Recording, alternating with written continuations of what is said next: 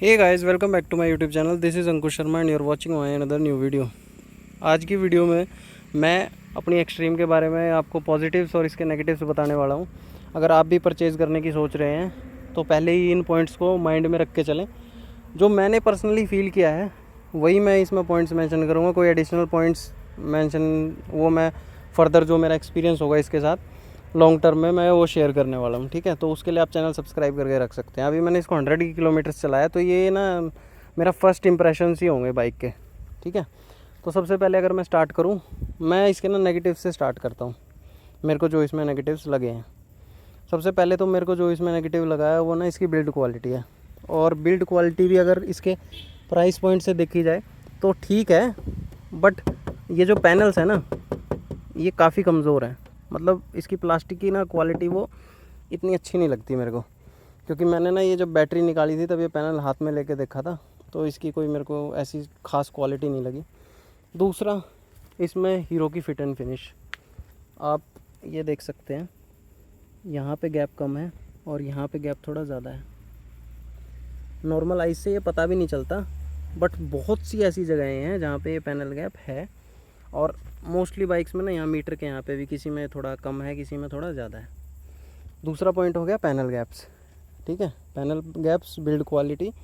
और तीसरा पॉइंट अगर मैं ऐड करना चाहूँ तो वो है मीटर का।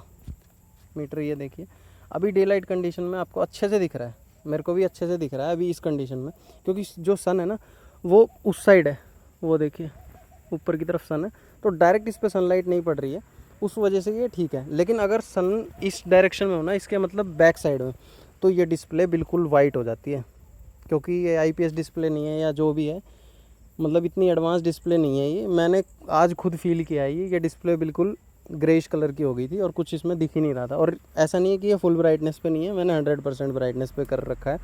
तो ये कमेंट मत करना प्लीज़ कि उसमें ब्राइटनेस बढ़ जाती है, आप ब्राइटनेस बढ़ा लो, तो ऐसा कुछ नहीं है, मैंने इसकी ब्राइटनेस फुल कर रखी है। और अगर मैं इसके नेगेटिव पॉइंट की बात करूं, तो जो बेसिक एक्सेसरीज़ होती है ना वो भी कंपनी इसमें लगा के नहीं दे रही है। जैसे कि ये जो लेडीज़ के लिए साड़ी गार्ड है वो, और जो इसका इंजन काउल है, इंजन काउल चलिए बेसिक एक्सेसरी नहीं है, बट फिर भी कंपनी ने जब इसको मार्केट किया था तो उस टाइम पे जहाँ पे भी इसका मतलब लॉन्च हुआ था तो सारी एक्सेसरीज़ के साथ दिखाई गई थी। तो एटलीस्ट शोरूम में वो पीसीस अवेलेबल होने चाहिए कि आप जिसको लगवाना है वो तो कम से कम लगवा ही ले, और जिसको नहीं लगवाना वो भाई एक्स्ट्रा पे ना करें। बट इन चीज़ों के भी पैसे आपको एक्स्ट्रा पे करने पड़ते हैं, इस पैकेज में कुछ भी इंक्लूड नहीं होता है। ठीक है, और जो चौथा नेगेटिव अभी मेरे को इसका फ़ील हुआ है कि जो आपके घर की लेडीज़ हैं, जो यंग लेडीज़ हैं, जैसे कि आपकी बहन, आपकी वाइफ, आपकी कोई फ्रेंड है, वो इजीली इस पर बैठ सकती हैं, क्योंकि ये ना थोड़ा देखिए आप हाइट पे है, तो रोड से ना इस पर पैर उठा के चढ़ने में थोड़ा सा उनको स्ट्रगल करना पड़ेगा। लेकिन अगर ओल्ड एज लेडीज़ हैं, जैसे कि आपकी दादी हैं या कोई आपकी मम्मी हैं, तो उनके लिए प्रेफरेबल नहीं है कि आप यहाँ पे बैठाएं उनको। चाहे वो आप साड़ी गार्ड लगवा भी लें, उसके बाद भी उनको इशू आएगा ही ऊपर चढ़ने में। ठीक है,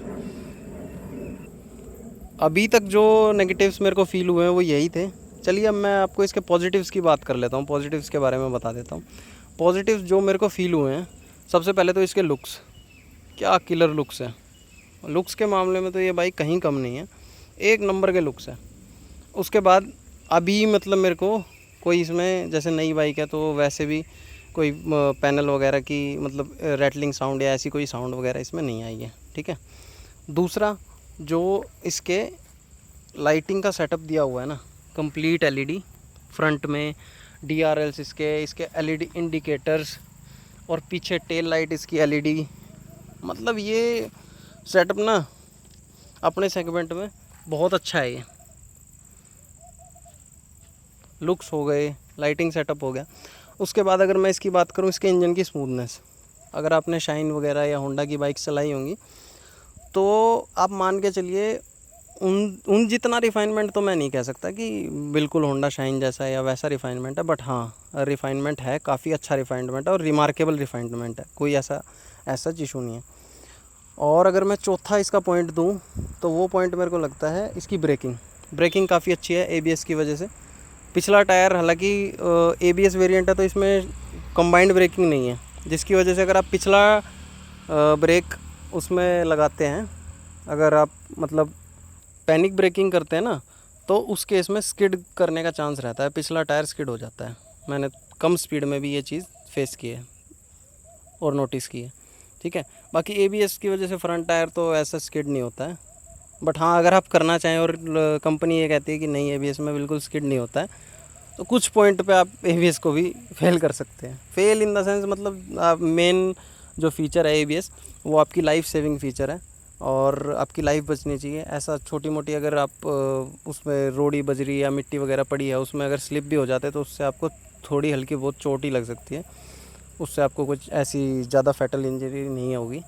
तो इसलिए ABS भी इसका रिमार्केबल फीचर है, अच्छे से काम करता, कोई वो मेरे को प्रॉब्लम फेस नहीं हुई है। और अगर मैं इसके एक और पॉजिटिव की बात करूं, यानी कि फिफ्थ पॉजिटिव, पांचवा पॉजिटिव इसका, वो इसका मीटर और इसका जो कंसोल है ना, जब आप बाइक ड्राइव करते हैं, ये देखिए इसके लुक्स कितने प्यारे लगते हैं, मतलब अपनी आँख से ही बाइक ना इतनी अच्छी लगने लगती है चलते टाइम।